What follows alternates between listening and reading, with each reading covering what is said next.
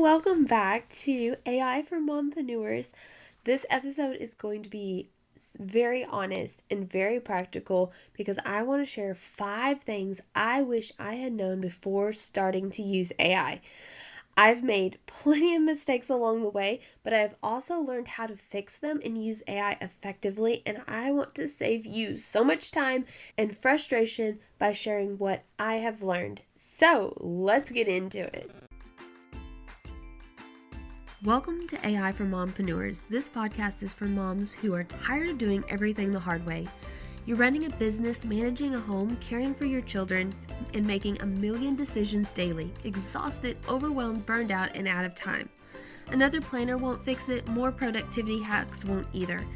I know because I've been there. I'm Samantha Welch, a wife, a mom to 3 daughters, homeschooling my girls and my niece, running multiple businesses, and managing my 40-acre farm. I've burned myself out more times than I can count trying to do it all with excellence. The game changer, AI. When I learned how to use AI as my personal assistant, everything shifted. I finally had systems that worked, clarity in my business, and more time for what actually matters. Now I'm here to help you do the same. Learn how AI can take the mental load off your plate so you can focus on what truly matters most. No tech jargon or complicated setups here. Just AI that works for mamas just like us. Are you ready? Let's dive in. Alright, y'all, I feel like that I am admitting a lot of stuff in this episode that's probably going to make you wonder about me a little bit, but that's okay. I feel like it's going to be very beneficial because I don't want you making the same mistakes that I made. I want this to be a tool that you can use that will absolutely, yes, change your life, but help you do what matters most, more effectively, more streamlined, and what you already do. So the first mistake that I made was I thought AI could read my mind. I just assumed AI knew what I wanted. I thought I could type in quick requests and it would just magically spit out exactly what I needed. But instead, I got vague, robotic responses that didn't sound like me at all. It was super frustrating, and I know you've probably experienced this too. For a while, I barely used AI because it felt like a lot more work than help. But here's how I was able to fix it. I learned that good AI starts with good memory, and then it needs good prompts. AI isn't a mind reader. It needs both context and clear, specific instructions. Memory that gives it the ability to know you, your brand, your voice, your values, and then prompts to give it direction to actually help you with something useful. When you have both of these working together, that's when AI becomes truly effective. And it takes a lot of time to train AI. And that's why I now offer AI training for my clients, because I figured out how to streamline that process from lots of trial and error. And I don't want you guys to struggle like I did.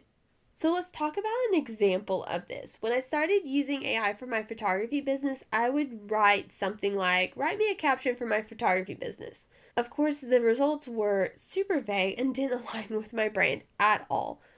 Now, though, I give much clearer prompts, like write an Instagram caption about why spring is the perfect time for a family session on my farm, incorporating what's happening on the farm right now. And because I've trained my AI assistant and given it strong memory, it already knows my brand, my farm, and my voice, so the responses are actually useful. Like I can tweak a little and then use them instead of it being super vague. The second mistake that I made was I used AI as a shortcut instead of a tool. And I know what you're thinking, like, well, isn't it kind of a shortcut? Well, not really. At first, I tried using AI as just a way to get things done faster without thinking about how it would fit into my overall workflow. I thought I could just dump tasks into AI and get instant results. But what actually happened was I just got a bunch of content that didn't feel right, and I ended up wasting more time sorting through it. But it wasn't just about content. I used AI as a shortcut in a much broader way.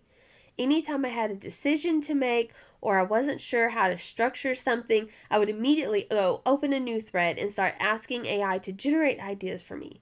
Instead of pausing to think through the heart of what I actually wanted to have happen or I needed out of my business or my life, I let AI do the initial thinking for me. And while that sounds like it would save time and be kind of cool, it actually disconnected me from my own creative instincts. There have been times when I find myself filling in endless prompts just to get AI to spark something. Like asking it for a list of ideas for courses, business strategies, like website layout, even caption or email series without even doing any of the initial fundamental work for myself. And because I hadn't done that deeper work, none of the responses ever really landed. It was just like clutter. It gave me ideas, but not alignment. And I kind of lost the meanness in my business. So, how I fixed that is I actually stopped using AI just to churn out content. I started using it as a thinking partner. Now, AI helps me brainstorm, structure my ideas, refine my content, but only after I've done the mental and emotional groundwork. Instead of using AI to generate ideas from nothing, I use it to refine the ideas I already have. I lead, I tell it what I want, AI supports. I hope that makes sense. That shift has made everything so much more effective because now I'm not trying to force AI to create clarity for me. I come to it with an idea or a creation and it helps me take action. And let me be clear, brainstorming is not wrong. In fact, it can be incredibly helpful. Sometimes we need to get all of our ideas out in one place, and AI can be a powerful tool in helping us to see them more clearly, to organize them, even break them down into next steps. I even have a whole episode where I talk about brainstorming. I think brainstorming is absolutely a really awesome way to use AI. But even then, they're still your ideas. It's still originating in your head from your point of view, from who you are. AI can help you explore and organize your ideas, but you make final creative decisions. You carry the vision. AI should never be the one telling you what you should do.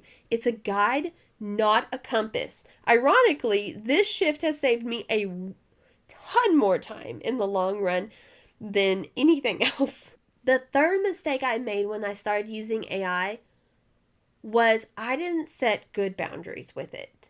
At one point, I was using AI for everything, and I mean everything. And I would tweak and tweak and tweak and tweak. You know what I mean? You put something in, it spits it out, and you're like, oh, I don't like that. And you just keep chatting with it. And I was just trying to look for that perfect response. But instead of helping me have clarity or be able to know the next steps on a decision, AI just made me overthink everything. It would end up with like 100 chat thread with no final decision. What I didn't realize at the time is that I had crossed a line from using AI to letting it drive my entire thought process. I wasn't just leveraging AI to support my ideas, I was leaning on it to make decisions for me. And that led to serious decision fatigue because instead of making a confident call and using AI to help me move forward, I kept second guessing, rephrasing, re-asking.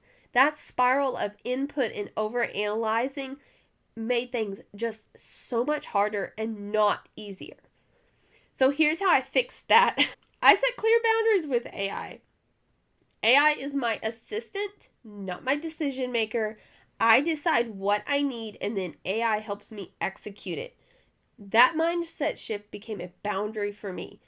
If I don't know the direction I want to go, I don't keep asking AI to decide it for me. I pause, reflect, and return back with clarity. If I'm unsure, I don't just open a thread now. I take that as a signal that I actually need to think and pray about this and figure out what is it that I actually want and need before involving AI. Now when I use AI, I approach it with a specific goal and a sense of direction. I use it to bring structure and support to what I already know I want to create. I have to trust my own instinct rather than endlessly tweaking AI generated content. For example, if I'm writing a sales page, I'll use AI to generate the draft for that. Absolutely. But I won't let it dictate my message. I tell it my audience. I tell it my brand. I make the final call on who I'm serving, on all of that stuff. AI is there to support, not replace my judgment. That is absolutely so important. I hope that you hear me. It is there to support, not replace your judgment. The fourth thing that I made a mistake on, and this probably is one of my biggest mistakes of all, is that I didn't train AI to know me. Early on, every time I used AI, it felt like I was starting from scratch. I had to re-explain everything, who I was, what my business was, my style, my audience, things going on in life, etc., etc., etc. It was exhausting and it didn't save me any time. I didn't realize that just like a real life assistant, your AI assistant can only be helpful if it knows who you are, what you care about, how you operate. You wouldn't hire an actual assistant and then expect them to magically understand your entire business, your preferences, your tone, without ever telling them. You would give them guidance, background. You would train them. It's the same with AI. If you want it to help you well, you have to give it enough input to know how to support you. You have to lead. You have to set the tone. And you have to be intentional about shaping your assistant into someone who reflects your way of doing things, not someone else. So that's why I developed a system for training AI to know me. I created and answered a series of detailed questions about my business, my values, my communication style, and I fed all that information into my AI assistant. I did this just as if I were onboarding a real life human assistant where I needed to hand them a blueprint for who I was, my business, so they would have a foundation to start on. And you know what? Now, just like a real assistant, AI remembers who I am and gives me responses that actually make sense for my business. For example, instead of saying, write a post about booking a family session, I can now say, take this caption format I love and apply it to my business. And because my AI assistant already knows my brand voice, the response is much more aligned with me and my style. Sure, I still have to tweak it, but you should always be double checking and tweaking anything the AI spits out at you. But that's why I emphasize training your AI assistant based on you, your voice, your decision-making style, your priorities. When you do that, you're not starting from scratch every time. You're building a relationship. I'm air quoting relationship because it is a computer, obviously, with your assistant. And from there, everything from emails to captions to planning support becomes exponentially more aligned and less overwhelming because you are getting back answers that are actually for you. Okay, the fifth and final mistake is I underestimated the long-term impact of AI. When I first started using AI, I thought it was just a fun tool. Like this was like back in the beginning. Something to play around with, maybe save some time. It was super cool. I remember my first testing of it, I was like, explain to me the salmon cycle in Alaska. I know, super random, but it was a question that I heard someone ask and I was like, I wonder if it could tell us. Anyway, but yeah, I thought it was all about just occasionally throwing ideas at it and hoping it would give me something good in return. I didn't see it as something that could actually integrate into my day-to-day life. The truth is AI isn't just helpful for random tasks. It undergirds what I would already be doing. It doesn't replace me, it amplifies me. When used well, it takes ideas and systems that I have already created, makes them faster, smoother, and more effective. It keeps me focused on what I do best while quietly taking care of the things that used to drain so much of my time and energy. Because now I use AI strategically to strengthen my systems, create content that truly reflects who I am. Help me figure out what I need to do first, what steps I need to do to accomplish a goal, even down to helping me plan out how I can be more effective with my time. That is why I am so passionate about helping other moms learn how to use AI effectively, because it's not just about doing more, it's about being more intentional with your time. When you use AI as a true assistant, it creates room for mental clarity. It lets you move through tasks faster, not because you're shortcutting the hard work, but because it supports what you already know you're called to do.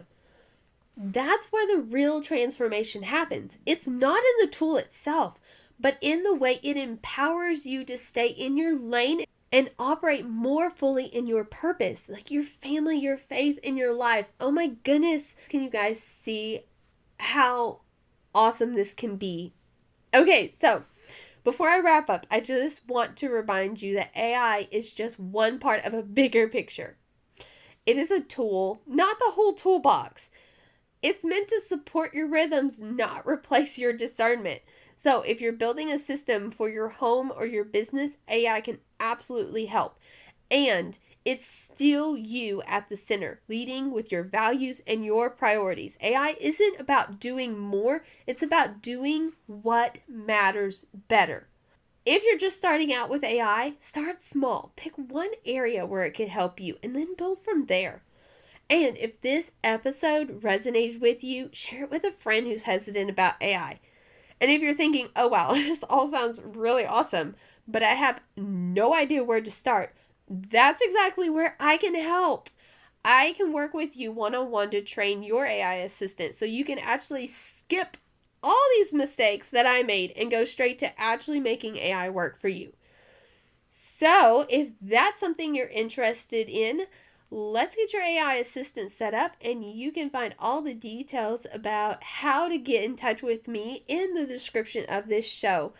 And until next time, I hope this was super helpful and you avoid the mistakes that I made. That's it for today's episode. I hope you learned something new or had a breakthrough. If you loved this episode, take a second to subscribe, rate, and leave a review. It lets me know you're enjoying this content and helps more moms find it. And if you know another mama who's struggling with overwhelm and burnout, share this with her. Let's spread the word that AI isn't just for corporate executives or tech nerds, it's for moms like us. Until next time, go make AI work for you.